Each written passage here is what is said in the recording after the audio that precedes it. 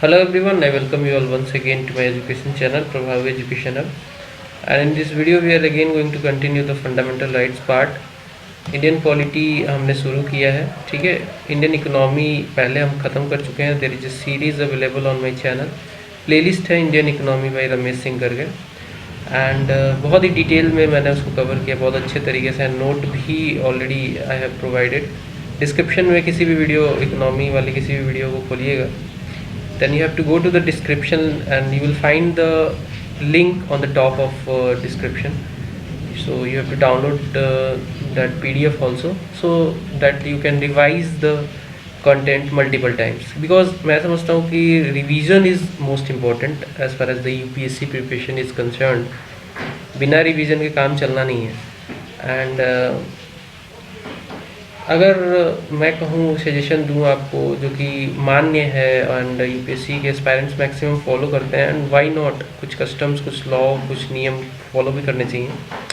Multiple sources आपको use नहीं करना है। मल्टीपल सोर्सेज मींस कि एक, मान लीजिए इंडियन पॉलिटी पढ़ रहे हैं, उसके लिए आप 10 किताब के बदले अगर एक ही किताब को 10 या 20 या 25 30 बार भी रिवीजन करते हैं लोग, या फिर आपको नोट मिल जाए, so that see the book को रिवाइज करना is really literally it is not possible until unless you have made the notes और you have been available with the notes. जैसे कि मैं अभी जैसे क्लासेस प्रोवाइड कर रहा हूँ, जैसे कि आपको ऐसा एक इनको मैं एक्सप्लेन कर दूंगा तो आपको एज ए PDF इनके नोट्स भी मिल जाएंगे।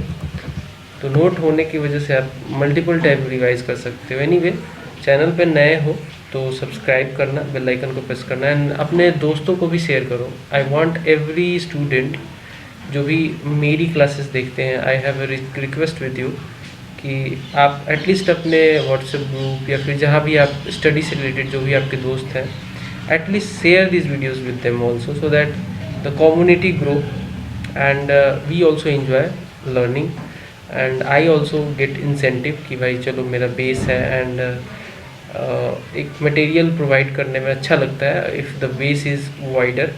सो it is a request, humble request, आप ये करना, ठीक है। Anyway, as usual we will learn point wise, and this video will be concerning about the present position of the right to property. Present position of right to property, it was initially और you can say originally, ये basically जो fundamental rights थे उन्हीं का part था। Originally fundamental rights 7 थे, लेकिन इनको ख़त्म कर दिया गया, एक को ख़त्म कर दिया गया। जो राइट टू प्रॉपर्टी था उसको एलिमिनेट कर दिया गया, उसको हटा दिया गया। ओरिजिनली ये 7 थे। The right to property was one of the 7 fundamental right. And किस आर्टिकल में राइट टू प्रॉपर्टी को मेंशन किया गया था? तो बेसिकली 2 आर्टिकल थे जिनमें इसको मेंशन किया गया था। फर्स्ट था आर्टिकल 19(1)(f). 19(1)(f) ये बताता था कि किसी भी प्रॉपर्टी को आप एक्वायर कर सकते हो, you have the right to acquire, hold and dispose of property. तो आप 3 चीज़ कर सकते थे, या तो एक्वायर मतलब खरीद सकते थे, होल्ड कर सकते थे, आप उसको होल्ड अपने अंडर रख सकते थे, एंड डिस्पोज, उसको सेल भी कर सकते थे, ठीक है। तो ये राइट एज ए इंडिविजुअल आपको मिला हुआ था 19(1)(f) में, जो अभी नहीं है। देन दूसरा जो राइट आपको मिलता था राइट टू प्रॉपर्टी का, वो आर्टिकल 31 में मेंशन किया गया था। आर्टिकल 31 में कहा गया था वेदर सिटीजन और नॉन सिटीजन कोई भी हो। देखिए, जो पॉपुलेशन है हमारी कंट्री का 2 भागों में बटा हुआ है, एक तो सिटीजन और दूसरा नॉन सिटीजन, या फिर आप कह सकते हैं एलियंस, ठीक है। नॉन सिटीजन्स को एलियंस भी कहा जाता है। तो सिटीजन एंड एलियंस में फर्दर एलियन 2 भागों में बटा हुआ है, friendly and hostile. Friendly and enemy, not hostile, enemy aliens. तो इनेमी का कुछ राइट हम कम देते हैं, फ्रेंडली को ज़्यादा देते हैं, सिटीजन्स को राइट है ही। तो यहाँ पे जो नॉन सिटीजन्स को भी ये राइट था पहले कि उनकी जो प्रॉपर्टी होगी उसको डिप्राइव नहीं किया जाएगा, मतलब स्टेट के द्वारा, गवर्नमेंट के द्वारा उसको छीना नहीं जाएगा। Whether citizen or non-citizen, right against deprivation of his property was given under the article 31। तो ये 2 आर्टिकल थी, लेकिन ये दोनों आर्टिकल को ख़त्म कर दिया गया है। राइट टू प्रॉपर्टी अब आपकी राइट नहीं है।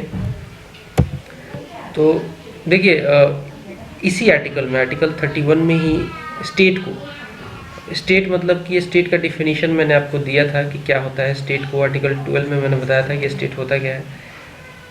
आर्टिकल बेसिकली स्टेट को यहाँ पे आर्टिकल 31 एम्पावर करता है, मतलब इसको राइट देता है कि आप एक्वायर कर सकते हो, इनके पास पावर है, अधिकार है कि एक्वायर कर सकते थे 2 कंडीशंस पे प्रॉपर्टीज़ को किसी भी बंदे की। वो पहला कंडीशन था it should be for the public purpose. अगर मान लो स्टेट चाहे तो पब्लिक पर्पस के लिए। सी पब्लिक पर्पस का मतलब समझिए, हमारे प्रियम्बल में आपने सुना होगा, प्रियम्बल में लिखा है, पढ़ा होगा आपने कि जस्टिस हमें 3 तरीके से देनी है। जस्टिस कितने तरीके से देनी है? 3 तरीके से। कौन कौन से तरीके से? तो एक तो आपको देनी है सोशल जस्टिस, दूसरी देनी है आपको इकोनॉमिक जस्टिस, तीसरी आपकी जो जस्टिस देनी है वो पॉलिटिकल जस्टिस देनी है। तो ये जो इकोनॉमिक जस्टिस है ना, ये बड़ा ही ज़रूरी है। कैसे? इसको देने के लिए आपको देखिए, लैंड जो होता है, प्रॉपर्टी जो होती है, प्रॉपर्टी लैंड की ही यहाँ पे बेसिकली बात करते हैं। राइट टू प्रॉपर्टी की स्पेस एक्सक्लूसिवली बात करें तो लैंड की बात करते हैं हम लोग, ठीक है, या फिर किसी भी प्रॉपर्टी की जो कि रिलेटेड है फिक्स्ड एसेट से। तो यहाँ पे लैंड की बात करें तो लैंड इंडिया में हालत ऐसी है कि it is very unequally distributed. इसका मतलब ये है कि जो अपर 10% लोग हैं उनके पास लगभग मोर देन 80% लैंड है, एंड जो रिमेनिंग 90% है वो ओनली लेस देन 20% के आसपास में सर्वाइव करते हैं। तो नीचे के लोगों में बहुत लैंड होल्डिंग कम है, लैंड का एरिया भी उनका कम है। कई लोग तो ऐसे हैं जिनके पास लैंड है ही नहीं। और कई बार यही नहीं, कई बार फैक्ट्रीज लगाए जाते हैं, फैक्ट्रीज कंपनीज लगाई जाती हैं फॉर द पब्लिक पर्पस, मतलब कि इनका बेनिफिट, इससे एम्प्लॉयमेंट जनरेट हो, इसके लिए भी सरकार को लैंड चाहिए। तो अगर लैंड को अगर राइट ख़त्म ना किया जाए, सरकार को ये पावर ही ना हो कि किसी के लैंड को ले सके, तो ये सब चीज़ें होंगी नहीं। और ये सब चीज़ें नहीं होंगी तो इकोनॉमिक जस्टिस नहीं दिया जा सकता है। तो ये सारा प्रॉब्लम था। इस वजह से इसी आर्टिकल में पावर दिया गया था स्टेट को कि 2 कंडीशन पे किसी भी प्रॉपर्टी को एक्वायर कर सकते थे।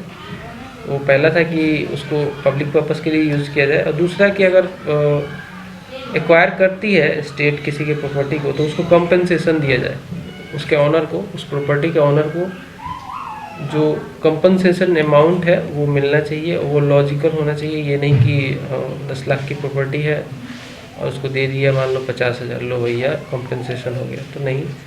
रीज़नेबल कंपनसेशन भी देना बहुत इम्पोर्टेंट है। तो 2 ग्राउंड होते हैं, इन 2 कंडीशंस में स्टेट को बेसिकली एक्वायर कर सकती है स्टेट प्रॉपर्टी किसी की। ऐसा आर्टिकल 31 में दिया गया था। उसी के बेसिस पे बेसिकली हुआ क्या कि कंट्रोवर्सी हमेशा रही है सुप्रीम कोर्ट की पार्लियामेंट से। इसका मतलब क्या है? Controversy related to right to property.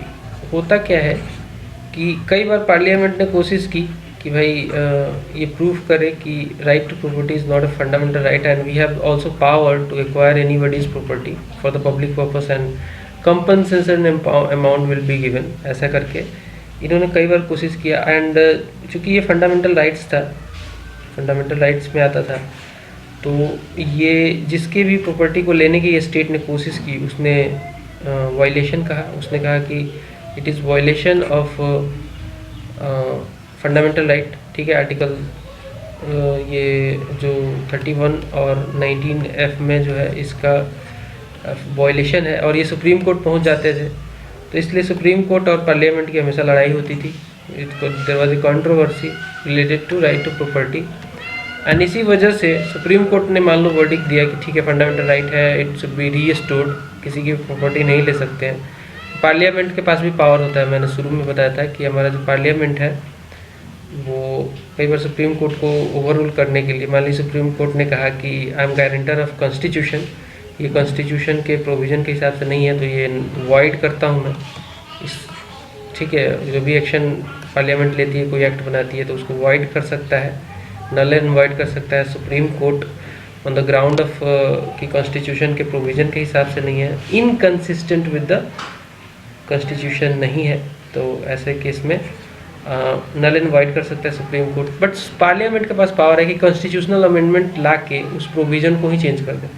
इसी दौरान इसी लाइन पे, इसी रास्ते पे चलते हुए पार्लियामेंट ने कॉन्स्टिट्यूशनल अमेंडमेंट्स किए कई सारे, जैसे फर्स्ट कॉन्स्टिट्यूशनल, फोर्थ, सेवन्थ, 25, 39, 40, 42, ये सारे अमेंडमेंट्स किए पार्लियामेंट ने, और नए नए आर्टिकल्स जोड़ दिए, जैसे कि article 31 A, B and C। ये तीनों बहुत इंपॉर्टेंट आर्टिकल है, इसको मैं अगली क्लास में डिस्कस करूँगा।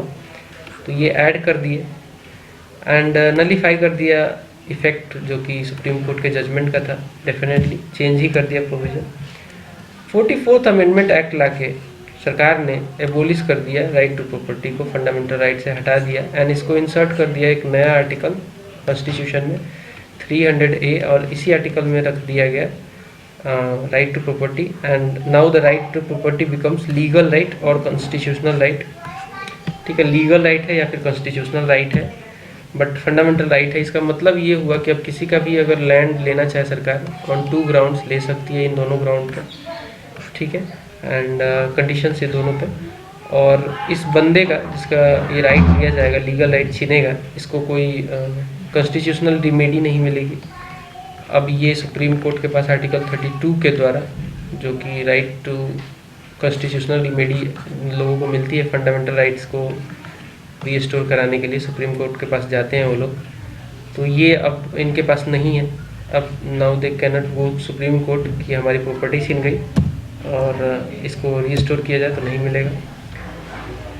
See it can be regulated, जो लीगल राइट है या कॉन्स्टिट्यूशनल राइट टू प्रॉपर्टी को रेगुलेट किया जा सकता है, कर्टेल किया जा सकता है, खत्म, या फिर छोटा मतलब इसके राइट को, मतलब इसके प्रोविजन को कम किया जा सकता है, देन एब्रीज्ड मतलब कि ख़त्म ही किया जा सकता है, मॉडिफाई किया जा सकता है इसमें प्रोविजंस को चेंज करके। It is against the executive action but not against the legislative action. ठीक है, इसका मतलब क्या है कि जो राइट टू प्रॉपर्टी है,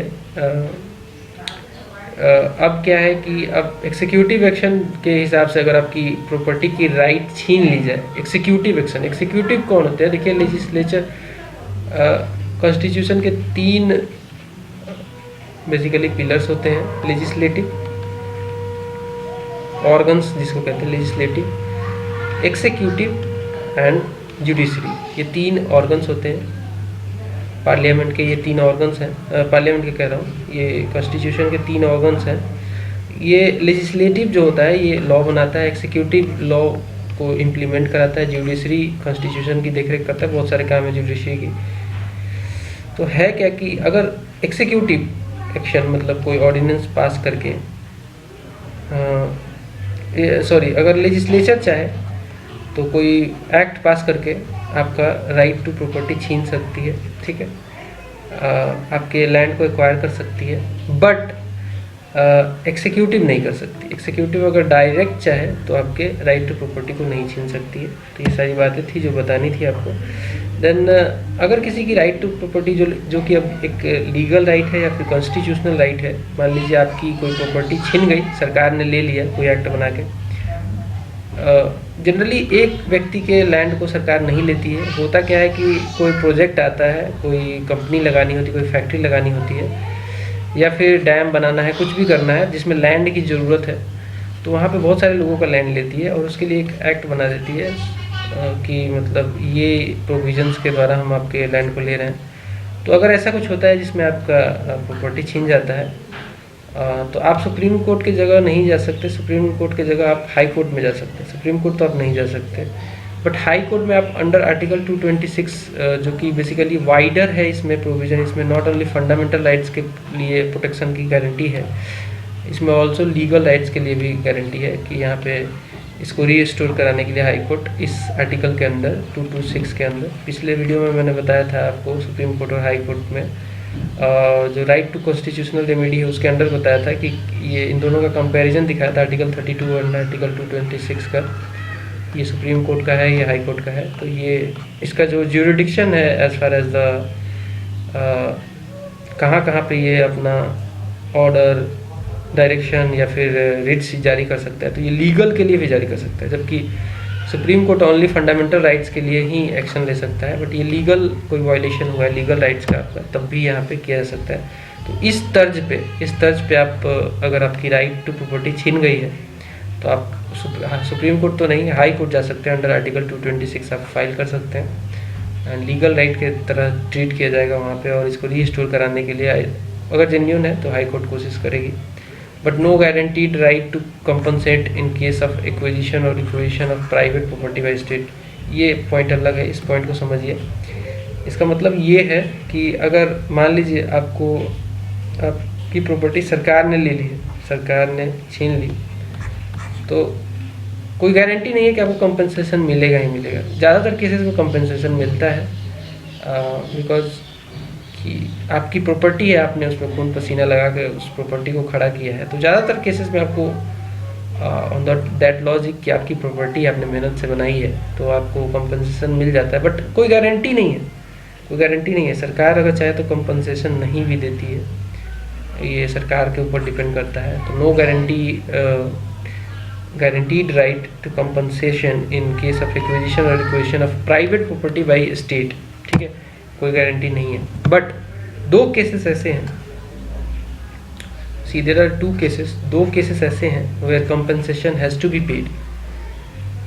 दो केसेस हैं जहाँ पे कंपनसेशन देना ही देना है, सरकार लेती है तो। When the state acquires the property of A minority educational institution, minority education institution होती हैं, आपको पता है अंडर आर्टिकल 30 इसका प्रोविज़न है। कल्चरल एंड एजुकेशनल राइट आपने पढ़ा होगा, मैंने पढ़ाया है, एक सेपरेट वीडियो है इस पर। 29 एंड 30 आर्टिकल है, दो आर्टिकल डील करती है। तो एजुकेशनल राइट जो होती है, राइट टू जो कल्चरल एंड एजुकेशनल राइट है, ये माइनॉरिटी की राइट है। माइनॉरिटी दो तरीके की होती है, एक तो रिलीजियस माइनॉरिटी होती है और एक लिंग्विस्टिक माइनॉरिटी होती है। वैसे लोग जो रिलीजन के हिसाब से जिनकी संख्या कम है, और वैसे लोग जिनका रिलीजन चाहे कुछ भी हो बट लैंग्वेज एक हो और उस लैंग्वेज की संख्या कम हो भारत में, उनको माइनॉरिटीज़ कहा जाता है। तो यहाँ पे आर्टिकल 30 में basically minority institution, education institution का इस्टेब्लिशमेंट कर सकते हैं लोग। माइनॉरिटी लोग जो होते हैं अपना खुद का एजुकेशन इंस्टीट्यूशन बना सकते हैं। इनके लिए अगर प्रॉपर्टी एक्वायर करती है स्टेट थोड़ा सा सपोर्ट करती है माइनॉरिटीज़ को, तो इसके लिए अगर किसी प्राइवेट बंदे की प्रॉपर्टी को स्टेट के द्वारा एक्वायर किया जाता है तो वहाँ पे उस बंदे को कंपनसेशन नहीं मिलेगा। पहला ग्राउंड ये है। सेकंड, ये बेसिकली ऐड किया गया था 44th अमेंडमेंट एक्ट के द्वारा, when the state acquires the land. और दूसरा कंडीशन ये है, तो ये वाला 44th अमेंडमेंट एक्ट के द्वारा ऐड किया गया था। नेक्स्ट जो मैंने दो ग्राउंड बताए थे, जहाँ पे आपको दो केसेस बताए थे जहाँ पे कंपनसेशन कंपलसरी है। दूसरा है when the state acquires the land held by a person under his personal cultivation and the land is within the statutory ceiling limits, article 31A कहता है। और ये ऐड किया गया था 17th अमेंडमेंट एक्ट 1964 में आया था, 44th आया था 1978 में। इसके द्वारा ये ऐड किया गया था। इसमें प्रोविज़न यही है कि मान लीजिए आपका जो लैंड है जिसको सरकार एक्वायर करना चाहती है, कर रही है, वो आपका कल्टीवेशन का, पर्सनल कल्टीवेशन के लिए यूज़ करते हैं, उसमें आप खेती बाड़ी करते हैं और उसी से आपकी जीविका चलती है। एंड वो मतलब इतना ज़्यादा नहीं है, सीलिंग लिमिट के अंदर है। सीलिंग लिमिट पता है क्या है? सीलिंग लिमिट का मतलब ये होता है कि लैंड का मैक्सिमम लिमिट डिसाइड हो जाता है, सीलिंग लगा दिया जाता है कि इससे ऊपर का लैंड नहीं आपके अंडर हो सकता है। तो अगर सीलिंग लिमिट के अंदर है तो उसको बेसिकली कंपनसेशन मिलेगा। कल्टीवेशन होना चाहिए, वहाँ पे कल्टीवेबल लैंड हो जिसमें पर्सनल कल्टीवेशन वो बंदा करता हो, तो उसको भी कंपनसेशन मिलेगा अंडर आर्टिकल 31A, जिसको ऐड किया गया था 17th अमेंडमेंट एक्ट के द्वारा, जो कि 1964 में आया था। तो इस वीडियो में इतना ही जानेंगे। अगली वीडियो में मैं आपको बताऊँगा 31A, 31B एंड 31C, जो कि तीन बहुत ही इम्पोर्टेंट प्रोविजंस है कॉन्स्टिट्यूशन के। लिमिटेशन लगाया गया है सर्टेन चीज़ों पे, तो इनको डिस्कस करना बहुत ज़रूरी है। एंड बहुत लोगों को कन्फ्यूजन रहता है, इसकी क्लैरिटी नहीं है 31A, 31B या 31C की। बहुत अच्छे से समझाऊंगा, तो अगले वीडियो में ज़रूर देखना इसको। एंड चैनल पे अभी भी आप अगर अभी तक सब्सक्राइब नहीं किया तो सब्सक्राइब करके बेल आइकन जरूर प्रेस कर लेना। मिलते हैं अगले वीडियो में, तब तक के लिए नमस्कार।